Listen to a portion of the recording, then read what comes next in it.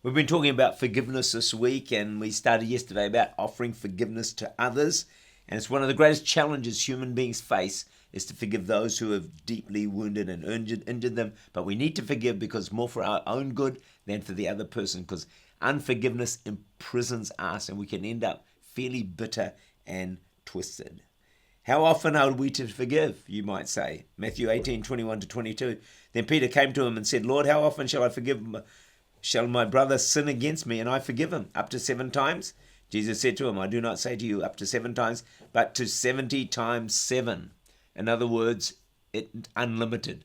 You just keep forgiving as many times as you have to. John Wesley, he knew General Oglethorpe, who was a great military leader.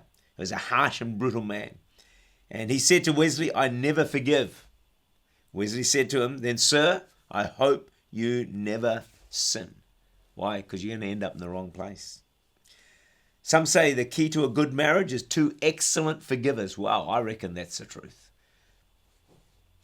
We need to learn to walk in forgiveness 24 hours a day. You say, well, why would that be? Because I want to say that most days someone's going to upset you. Someone's going to say something that offends you, and you need to just walk in forgiveness and just say, I overlook that. I don't take that on board. I forgive that. Do it 24/7. You might get ignored. You might get blamed. You might get told off. You get abused. You get let down. You get not listened to. You know, we're offended every day. Well, I don't know about you, but I am. It's because I have staff. We get offended, and I just forgive. I reckon I probably forgive 100 times a day. No, just kidding. But look, we need to walk in forgiveness. Some years ago, I read this verse on forgiveness.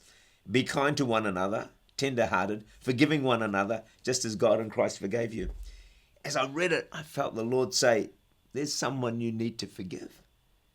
And I never realized I had unforgiveness in my heart. And so I had to go and sort that one out. Sometimes reading the Bible can do that sort of thing to you. Offering those who hurt us forgiveness is the message of the cross. Luke 23 verse 34. Father, forgive them. They do not know what they do. Wow. Forgiveness for every person who ever sinned is offered by Jesus.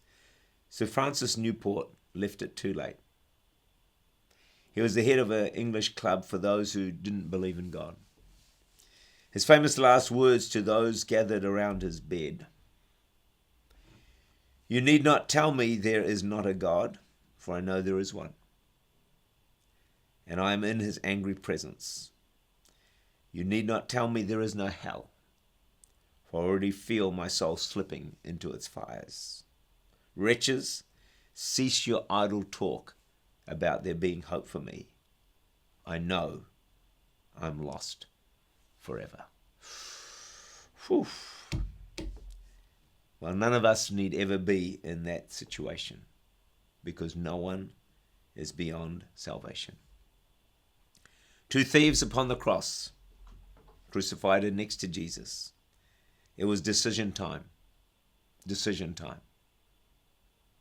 Both were within 24 hours of eternity, of heaven or of hell. One chose heaven, the other chose hell.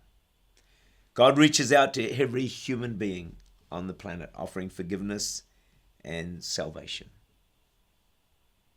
It is, and forever will be, the greatest story ever told. We need to preach forgiveness.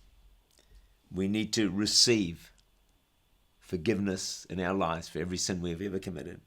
But we also need to offer forgiveness to those who may have hurt or injured us. The heart of the gospel is forgiveness.